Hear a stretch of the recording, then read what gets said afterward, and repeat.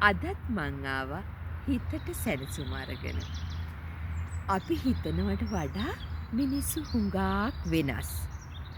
අපි තව කෙනෙක් වෙනුවෙන් ගොඩාක් කැපකිරීම් කරනවා කියන්නෙම අපි අපේ හිත රිද්ද ගන්න හේතු හදාගන්නවා කියන එක. ඉතින් ඔයා ඔයාගේ ජීවිතේ නැති නාස්ති කරගෙන තව කෙනෙක් වෙනුවෙන් කැප වෙන්න උත්සාහ කරන්න එපා. මොකද එහෙම කැප වෙන්න ගිහිල්ලා රිදුණු බිඳුණු ඔයාගේ හිත වෙනුවෙන් ඔයා ඒ කෙනාට දොස් කියලා වැඩක් නෑ.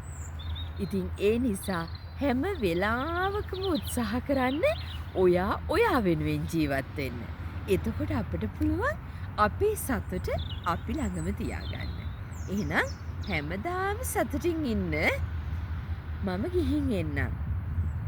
මම මංචු.